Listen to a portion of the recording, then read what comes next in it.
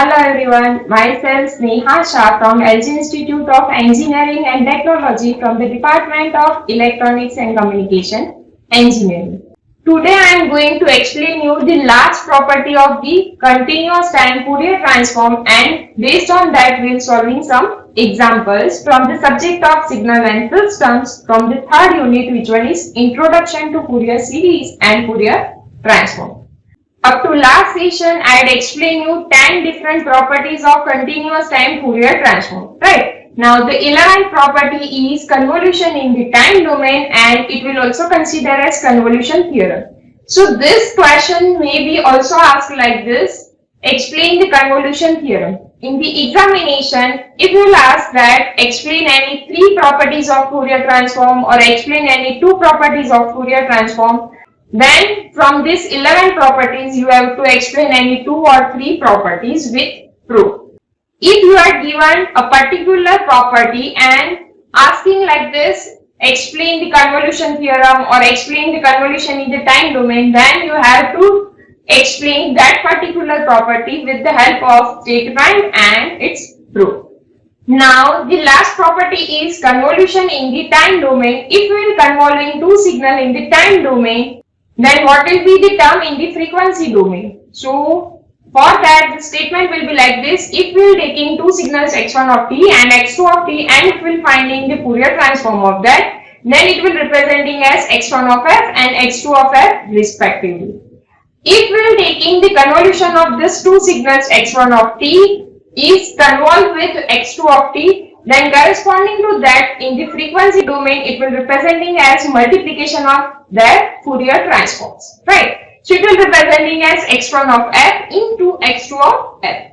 Now if you want to prove this property, so starting with the equation of Fourier transform, what is the equation of Fourier transform? Fourier transform of x of t equals to x of f equals to integration minus infinite to infinite x of t e raised to minus j to pi f t dt.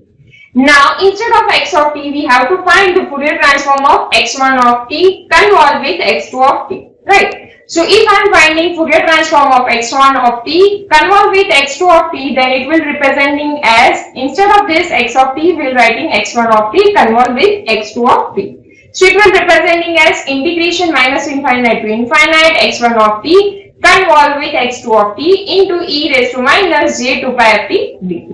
Okay. Now if we are finding the value of this convolution, as you know that in the convolution the first signal will be as it is, the second signal is folded, then shifted, and after that we have to check the overlapping. Now how will finding the overlapping? As this one is a continuous time signal, so for that we will taking the multiplication of that 2 signal and then we will taking the integration, right? So if I am writing the equation of convolution of these 2 signals, so it will representing as x1 of t convolved with x2 of t equals to integration minus infinite to infinite x1 of tau into x2 of t minus tau d tau. It means we have taken first signal as it is, but with dummy variable the second signal is folded, then shifted, then we have taken multiplication of these 2, and at last we have taken the integration to find its overlapping. Now in this equation, instead of x1 of t convolved with x2 of t, we will putting this value over here. So the next step of Fourier transform of x1 of t convolved with x2 of t will be representing as integration minus infinite to infinite. Instead of x1 of t convolved with x2 of t, we will putting the value of it. So the term will be integration minus infinite to infinite x1 of tau x2 of t minus tau d tau into e raised to minus j to pi f t dt, right? Now here the 2 integrations will be there, so we will changing the order of that. So the term will be like this: integration minus infinite to infinite x1 of tau d tau, and the second integration is integration minus infinite to infinite x2 of t minus tau into e raised to minus j to pi f t dt. Now in this term, instead of t minus tau, we are taking any another variable like n. So let we are taking t minus tau equals to n. So what will be the value of t? The value of t equals to m plus tau, and if we are differentiating on both the sides, so as tau is constant, so dt equals to dr. Now if we are finding the range of this integration, what will be the range? This range is for time t, right? So if we're taking for time t equals to minus infinite, then the value of m equals to minus infinite minus tau equals to minus infinite. For t equals to infinite, the value of m equals to infinite minus tau equals to infinite. So the range will remain as it is from minus infinite to infinite. Now we're putting all this value in the above equation. So the next step is Fourier transform of x1 of t convolve with x2 of t equals to integration minus infinite to infinite x1 of tau d tau integration minus infinite to infinite x2 of m e raised to minus j2 pi f into m plus tau. Instead of t we have taken m plus tau, and instead of t minus tau we have taken m, and instead of dt we have taken dm. Now, if we are simplifying this term, then it will be representing as e raised to minus j2 pi fm into e raised to minus j2 pi f tau. So the term will be like this: e raised to minus j2 pi fm into e raised to minus j2 pi f tau. Now, as you can see that x2 of m, this term is integrating with respect to m. So this term will consider as constant because it will not containing any term of m. So this will be outside of this integration. So it will representing as integration minus infinite to infinite x1 of tau e raised to minus j2 pi f tau d tau into integration minus infinite to infinite x2 of m into e raised to minus j2 pi fm into dm. Now instead of tau consider the term t, and instead of m also consider t. So these two terms will be representing as the Fourier transform of x1 and Fourier transform of x2. So it will be representing as x1 of f into x2 of f. So if we are taking the convolution in the time domain, then corresponding to that in the frequency domain, it will be representing by multiplication of the Fourier transform. So this way we can prove any property of the Fourier transform. Now we will see some examples based on the properties of Fourier transform. The first example is find the Fourier transform of d by dt e raised to minus at into u of t. It means first of all we have to find out e raised to minus at u of t is Fourier transform, and then we have to apply the differentiation property. So in this equation, let we are taking x of t equals to d by dt e raised to minus at u of t. In this, we will taking e raised to minus at u of t as a x1 of t. So if we are finding the Fourier transform of this, then it will consider as Fourier transform of x1 of t equals to integration minus infinite to infinite x1 of t e raised to minus j omega t dt. Now instead of this x1 of t, we will taking e raised to minus at u of t. So the term will be like this: integration minus infinite to infinite e raised to minus at u of t into e raised to minus j omega t dt. Right.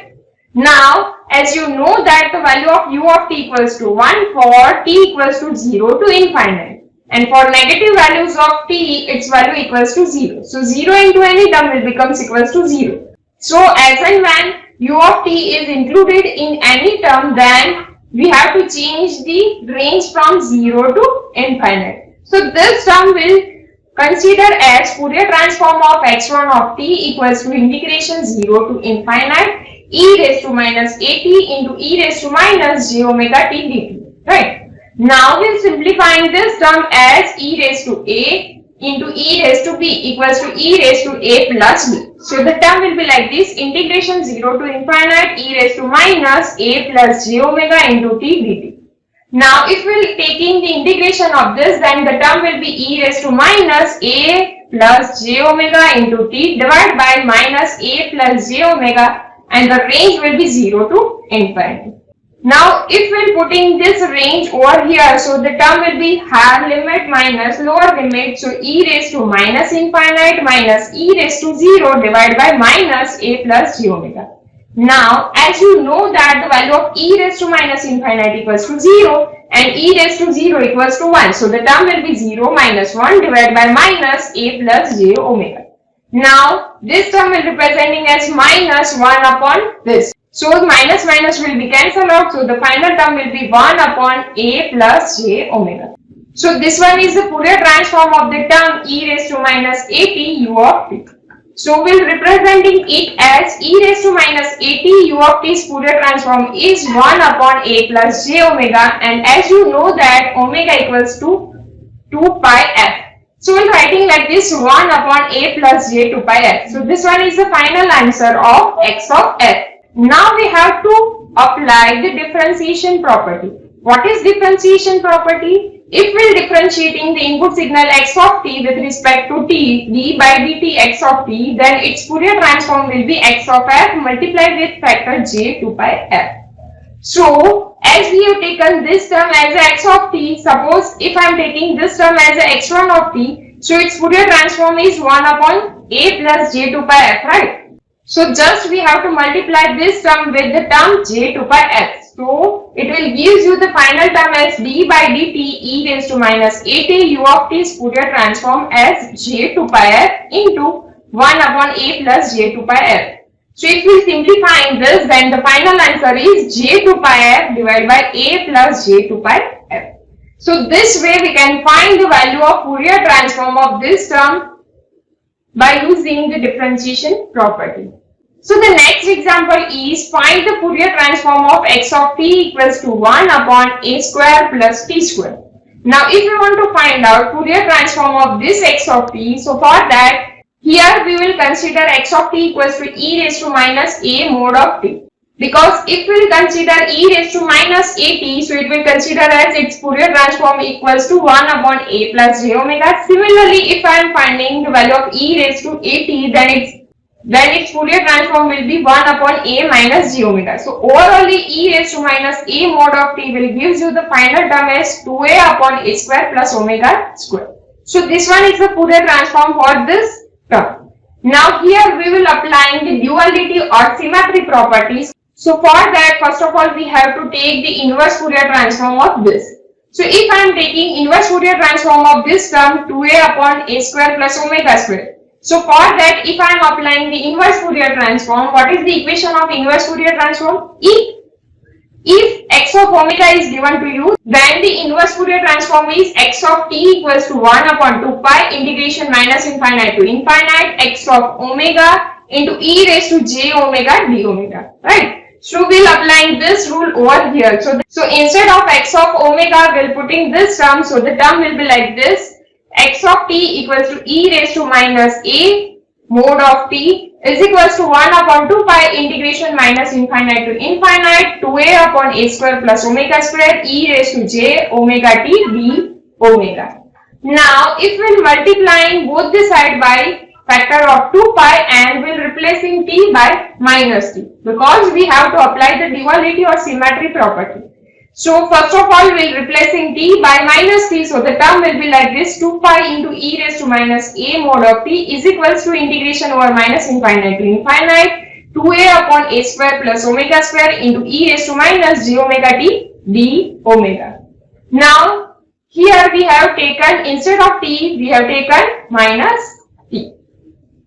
Now if we are interchanging the variable t and omega, so the term will be 2 pi into e raised to minus a mod omega is equals to integration minus infinite to infinite. This term will convert in this form: 2a upon a square plus t square, and instead of t if we are taking omega, and instead of omega if we are taking t, this term will remain as it is: e raised to minus j omega t, and this term will representing as dt.